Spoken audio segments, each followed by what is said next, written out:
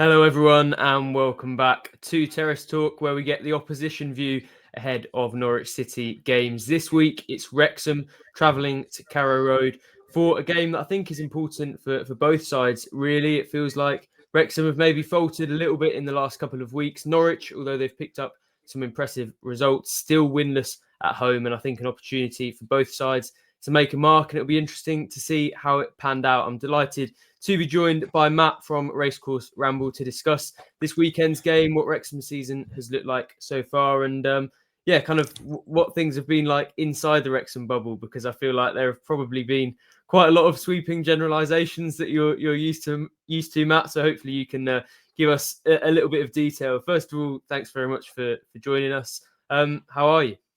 Oh, yeah, I'm good. Thanks for the invite. It's always nice to speak to opposition and get a flavour of what's the thoughts of opposition fans, etc. So it's learning for me as well as for you. So yeah, I'm looking forward to this. Yeah, I mean, I mentioned, just a second ago that probably you've heard a lot about Wrexham from people who probably know less about it than than you do. So kind of. First of all, how have you found that the fame almost that Wrexham have gained over the last few years, and maybe how does the perception? I mean, how does it compare to kind of what's actually going on at the club at the moment? Yeah, so it's interesting because obviously we get talked about a lot by a lot of people who don't always know what they're talking about, and it gets tiresome in the end because we've had it since the takeover. Now, obviously, we've had it really. We've obviously got shot into the limelight, didn't we? But you do get used to it. It does make you laugh. Some of the, like you said, sweeping generalizations, some of the cliches that get used. Every club sort of like the social media on Saturday will be, not the Hollywood ending they were hoping for, and all this type of stuff. But what do you do? You just have to get on with it, don't you? But it could be worse because for a long time nobody wanted to talk about us. We were just another club that of a decent size that had fallen out of the league, of which there's been many, hasn't there? That fell into non-league and then were fighting to come back. So I'm delighted that we're relevant again, that people hate us, because that's a good sign. They always say that's a good sign, don't they? If people hate you, it means you're relevant again. So yeah, we'll enjoy it while we can. But this season's interesting because we're no longer the big fish anymore.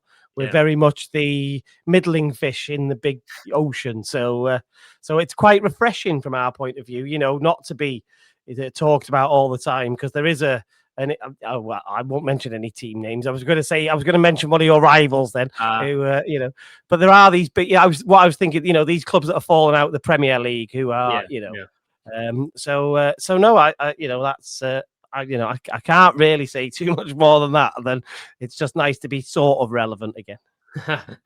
Yeah, I can imagine. But I think Norwich fans will be able to relate to kind of the a lot of the talk maybe that takes place, particularly when they're in the Premier League. And there seem to be a lot of people who maybe haven't had that closer look, who do like to generalize and things. But kind of give us that detail that maybe a lot of people won't have. Tell us about the season so far and what the feeling is around the place, what you've made of it, and just how things are really at the moment at Wrexham. Okay, so the feeling depends on who you are, to be honest, because we have this sort of dichotomy of fans who you've got well-educated fans who appreciate that we aren't the big fish, that we are in a scrap here. And we are gonna be in for a battle for a long period in this season. And then you've got other fans who perhaps don't appreciate how tough the championship is, think that because we've spent 30 million, that automatically means we'll be somewhere near the top, and we're probably going to get promoted. So we've got this weird spread over the fan base, which is making it quite interesting. The results so far, we've only won one game. And we drew with Sheffield Wednesday. So, like, on paper, you might go, well, that's disappointing. And I'm sure if you asked Phil Parkinson, he'd say, well, I'd like to have some more points. But the reality is we made 13 signings in the summer. We've basically replaced our starting 11, give or take. And lots of them have been injured since we've had them. Some of them we haven't even seen yet. So we've faced some challenges. And you then have the international break and the end of the transfer window, and I think we're now going to enter a spell where we'll start to settle down. Frustrating though that is, I think that's the reality of how I see it, Samuel. Yeah, from my perspective. And I think we will. I'm not saying on Saturday we will necessarily start to settle down, but over the next month or so, we will we'll start to see what we really are going to become. And I think that's going to be interesting. You know, we threw away a win against Sheffield Wednesday. I think we were 2-up and threw that away. And then we were 1-up till late at Southampton on the opening day, and then conceded 2 goals. So we've had lots of opportunity, and we score a lot of goals. We're doing all right from that perspective, but the changes at the back are causing us a problem at the moment. And whilst we've invested heavily, we have to get them playing together as a unit, and they're not a unit. And some of the backup players, especially at wing back, are a problem for us currently. So Phil Parkinson and Steve Parkin have got some work to do. I'm not going to panic. I expected us to be mid-table, so we're probably about where I thought we would be realistically. I wasn't expecting us to shoot out of the cannon and be leading the league or anything. So I'm fairly calm about it. But I appreciate from the outside, people just look at it and go, "Oh, Wrexham have only got 4 points. That's terrible. Sack the manager, and all those players must be terrible." But I don't think that's the case. Yeah, it's kind of interesting you mentioned the theme of making a lot of signings, because although the context is a little bit different, Norwich have find themselves in a similar position, really. They've made 11 signings of their own, or 12 now, actually, this summer. And it feels like their squad is kind of gelling a little bit at the moment and trying to reach those levels of performance. So in terms of those recent poor results, particularly, obviously, QPR last week, would you mainly put that down to that kind of the element of the squad gelling and coming together when you've made so many changes to it? Yeah, they look to me like, I said this on our podcast this week, they look to me like a team of players who've never played together. And that's because they barely have in reality. We added 3 players on deadline day who again, they've not they've hardly had time to kick a ball together. Some of them haven't even trained until this week. So and you get rid of a load of bodies, don't you? Because obviously you've got to make room. So they look like a team that haven't played together. I think the frustration from Phil Parkinson's point of view is there's been a couple of individual errors. So that then adds weight. That adds to the when you're getting bad results, that adds to it, doesn't it? Because it just makes it feel and look worse. But no, I think that camaraderie, that gelling, that understanding of who should be where, when should we be there, learning a new system, because obviously, they're trying to learn how Phil Parkinson wants us to play. So that's how I look at it, and that's what I'm putting it down to currently. Yeah, I mean, one of those signings is Callum Doyle, who obviously Norwich fans know very well from last season. Really liked him. I think probably the explanation as to why he didn't end up back at Norwich, at least in the summer before any other interest was known of, was the fact that Norwich probably didn't want to pay what Manchester City wanted for him. I think Wrexham have ended up paying around 7.5 million initially, with a few extra clauses and things like that. I know it's early days because it was his first 90 minutes against QPR last weekend, but so far, what have you made of him? Yeah, we saw him in the Cup as well. We saw him at Preston away when we beat Preston. Very interesting. Last night, Sean Harvey, who you might know, who's involved with Wrexham, let on another podcast that he was actually going to Germany. Callum Doyle was, for more than what we paid for him and on a bigger contract. And that was at the start of the summer. I don't know what happened, how it didn't end up happening, but eventually they were able to circle back around to it and obviously pick him up for less money. So looks a really talented lad, got a lovely left foot. Very creative from centre back. His passing range is excellent. But again, he's young, isn't he? So he needs to bed in. In effect, he's played 2 games for us. He needs to play 10 or 15 games to let him settle down, don't you? And obviously, he's learning. He's not been helped at the moment by the fact that our starting left wing back isn't playing. who again is somebody we've bought this summer, and he's being challenged as James McLean is actually starting at left wing back for us. And as you can imagine, I think James McLean's about 36, 37 now. Yeah. So, not the same player that like you would remember from 10 or 15 years ago. And that left side for us has been a problem now. And not just Callum's fault and not just Macca's fault. It's a combination of lots of things.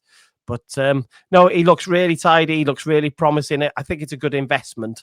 One that we might even make a little profit on him at some point. I think that's what we realistically in 2 or 3 years we'll polish him up, and maybe that's what it'll be. Yeah, maybe, and I'm sure Norwich fans will wish him well. Apart from this, I'm sure you won't tomorrow. I'm sure there'll be some. Not sorry, tomorrow. I'm sure on Saturday. I'm sure there'll be some gesticulating at him, and yeah.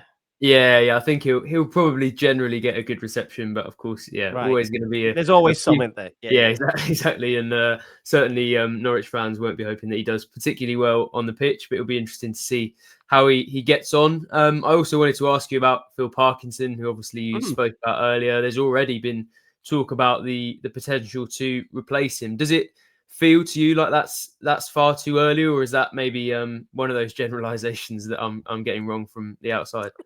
I mean, you're not getting it wrong. It's the outside world that's getting it wrong, isn't it? That's the reality. You're reading what is what turns up on your X profile or whatever your social media of choices. So Wrexham have really heavily invested in Phil Parkinson. They've just given him, unbelievable amounts of money to spend this summer. We think it's in the region of sort of 30 odd million if you sort of, if you listen to what's reported. And they speak, the owners, Rob and Ryan, speak really highly of Phil Parkinson. I think they really value his experience that he brings and his ability to, just from what I understand, he doesn't push the boat out too much. He doesn't kick up a fuss. He works within his budgets. He'll have a little nudge about, what about if we do this? What if we do that? But I think he's really good to work with because he's worked in, he's worked for some of the clubs in challenging situations. So this is like Christmas to him, isn't it? All the noise comes from the outside world. So from the doubters. So from the people that think that he's got a poor record in the Championship from the times he's been there before and the clubs he's been at and the challenges. And those are fair observations to make. Yeah. You can't argue that that's the case and that everybody is well within their rights to question him if that's what you believe.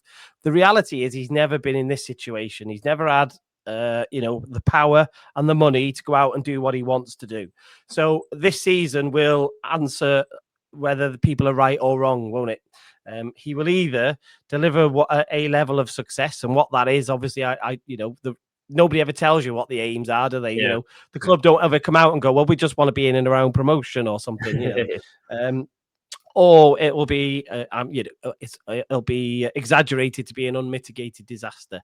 But I think he plays at a very normally an effective winning style that isn't necessarily pretty, but obviously you can forgive that if you're winning games all the time, can't you? So it's going to be fascinating to see whether he wants to evolve it, because he's got the players there. We've got some class players now that if he wants to tweak it a bit, he's got that. But I don't think he's going to. I think he's just going to keep doing what he knows, but with better players than he's probably ever had. And there'll always be a bit of noise, I think. I saw the reports at the weekend again. Sean Harvey was asked about it last night, and you can imagine he brushed it away, sort of thing. But he's not going to come on a podcast and say anything else, is he? To be fair, no. He's not going to go on there and go, well, actually, we were having conversations afterwards about his future, because that would just be, he's not that stupid, is he? So I think the noise will predominantly come from the outside, from people who want clicks on articles. But I think, from what I pick up, they're very heavily invested in him. I don't think if he fails really badly, undoubtedly they would move him on, right? There's no doubt about that. Yeah. But I don't think they think he's going to, they've invested 30 odd million. I don't think we're going to fail that badly once it all gets going. So I think they've given him the platform, to be a relative success. But don't get me wrong, a success for us and a success for you are possibly two different things, Samuel. You know, your success for you is probably promotion by hook or by crook. I get you'd probably want to go up automatic, but you'd take a playoff promotion, wouldn't you? Success for us is probably realistically is to be in and around the playoffs. So it's different for different clubs, isn't it? It's you know, there's different expectations. But I think this Sean Harvey described it as a bit of a free hit this year. And I suspect that's what it will be. But don't get me wrong, if he was bottom of the table and I don't know, if it got to squeaky bum time, they might do something, you know. Yeah, definitely, and it will be interesting to kind of see, how that plays out. But you've spoken a little bit there about maybe some of the expectations around the two clubs, and that nicely leads us on to this weekend, because I'm always interested to see what opposition fans think about Norwich when they go into a game. It feels like probably by historical Championship standards, going to Carrow Road away from home should be a pretty tricky one that maybe away supporters don't feel super optimistic about. But obviously, as I said earlier, Norwich haven't won a game yet there this season. They've lost 3 out of 3. So how are you viewing it as a Wrexham fan going to Carrow Road this weekend? I'd feel a little bit better if we had a few fit players back. I'm wary whenever we go anywhere, to be honest, because you know you have this. I'm sure you have it. You have a bit of. You've probably had it in the past. Perhaps when you were in the Premier League last, you have a bit of imposter syndrome. A little bit of like, you know, you get into a ground and you look round, you go, flipping heck, you know. It's been a while since we've been anywhere like this. So there's always that reservation. It's funny. I'll tell you this because I want Richie, who does the podcast with me, to be cringing at home whenever he watches this. So I can't remember exactly where I placed you guys. I placed you guys in or around the playoffs. I placed you. Richie, who does the podcast with me, thought you'd get relegated. Wow. Can you believe that? And I was like, I nearly fell off my chair when we had this conversation. You know, when you do your preseason predictions, I nearly fell off my chair. It was hilarious.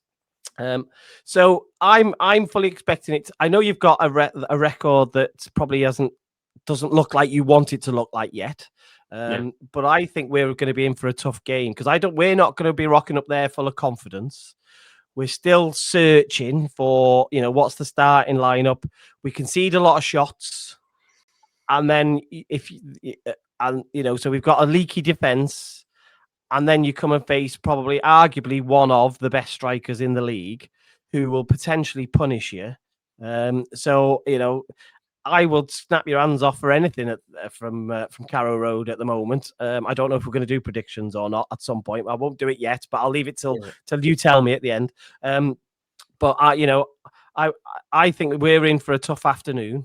When I did the podcast yesterday, because we have got a little bit of noise around what's going on. You know, Phil, like you said about Phil Parkinson, a bit of noise. I was just saying to everybody, listen, I think we're in for another 4 or 5 weeks of inconsistency. You know, maybe longer, but you get the point. We're in for another month or 2 of inconsistency where we'll probably lose at home to Derby, but we might go to Carrow Road and sneak a 1-0 win. That's the type of performance. So we're Jekyll and Hyde at the moment. Anything could turn up at your place on Saturday. I didn't fancy us away at Millwall and we won 2-0. So, you know, it's going to be fascinating. You know, everything about Saturday is going to be fascinating, from the team news to, you know, how we react to the environment and stuff. I think it's going to be fascinating. Yeah, definitely it will be. And you kind of guessed my next question there with the score prediction. I still haven't come up with mine, so thankfully I'm going to. Oh, okay, I'll go first because I did it last night. While I have a think. No, So as I said, I'll just reiterate. I accept that your home form isn't great, but there'll be expectation on you guys to win. I think, given that it's Little Wrexham, I know it comes with a bit of the Hollywood, you know, but fundamentally, everyone looks at us and goes, "It's just that, you know, it's Little Old Wrexham." So, I thought, and it's tough. We bounce back generally from bad performances. That's something that Phil Parkinson has always done, right? So I think we will have glorious failure on Saturday and we will lose to a late goal. And I think we do score goals. Kiefer Moore started really well for us. We play to his strengths very much, which I don't think a lot of clubs have done. And so I said 2-1 on the podcast yesterday. I thought we'd lose 2-1 to a late goal of some description, probably by Josh Sargent. But so yeah, I've bought you 30 seconds. What do you think? No, you've done a good job for me there. And I think, to be honest, most Norwich, in fact, all Norwich fans would probably take even a late 2-1 win, even if it's an own goal or whatever it is. But Yeah, I get that. It feels like, to me, after that start to the season, and there could be an element of hubris about this, to be fair, but given Norwich are quite desperate for a home victory, and they have picked up a couple of decent results on the road, beat Blackburn 2-0, then drew 1-1 with Coventry, who have obviously been doing really well as well. And it feels like when you add up all the factors, the fact that, and I do think Wrexham will be fine. I don't think personally that there's any threat of relegation or anything like that. But I think it probably will take a little bit of time just to get that squad of players used to playing together in the Championship. So it feels to me like a few factors are going in Norwich's way. And although I wouldn't be surprised to see this prediction go terribly, I think I might go 2-0 Norwich and a sort of relatively comfortable home win. So yeah, we'll see. It doesn't look particularly good for Wrexham based on our two predictions, but I appreciate your honesty, Matt. No, can I ask you a question though? If it's if it's a stalemate, sort of 60, 70 minutes, will there be an air of frustration from the Norwich fans? Because I think that's the only way. It feels to me that's the only way Wrexham would need to shut this game down, because we've conceded goals and shots. So in my head, I'm like, well, the only thing you can do is go and shut this game down and try and get to 60, 70 minutes, and then potentially look at set pieces and things like that, and using your bench late on, which is what we're learning, is that Championship clubs are really strong with their benches. But would is there an element where the fans will get a bit, you know what it's like, you get that mood and that the atmosphere gets sucked out of it, or do you think there's just ultimate belief that you'll get a result?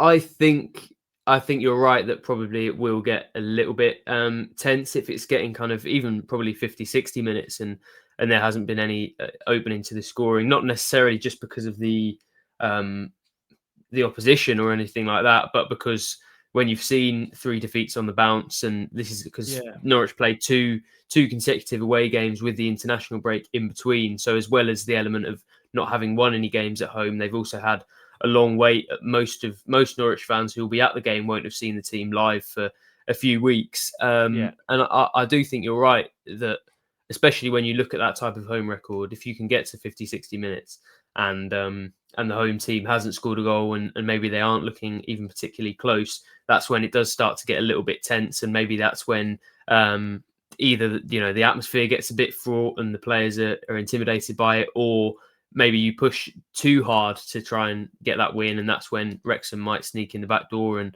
sort of go through the sorts of avenues that you spoke about in terms of set pieces or maybe a scrappy goal. So I think you've maybe done a good part of Phil Parkinson's job for him there in terms of assembling that kind of game plan, because I think that maybe would work pretty well if Wrexham can hold out for a decent period at the start of the game, then maybe there will be that sort of vulnerability. But yeah, it'll be interesting to see how the game kind of pans out. I think, as you said, it will be fascinating for a lot of reasons. And as Wrexham fans are kind of going to these grounds for the first time in a long time, I think probably the opposition fans are finding it interesting as well, with this new group of players kind of thrown together this summer for a lot of money. And it'll be interesting to see how they fare against Norwich. Thanks very much for joining us, Matt. If people want to find more of your coverage going into this weekend's game, where can they go? Yep, just any social media, just look for Racecourse Ramble.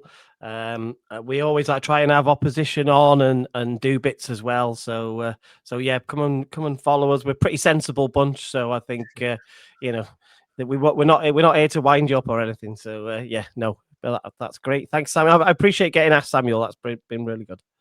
No, our pleasure. Thanks very much for coming on, and of course we'd recommend going over to the Racecourse Ramble for more stuff. And if you're a Norwich fan, pinkun.com/subscribe if you haven't already, for to access all of our content going into this weekend's game. Thanks very much for watching Terrace Talk this week, and of course we'll be back next week, hopefully when the feeling is relatively positive after a win over Wrexham. Sorry, Matt. We'll see you then.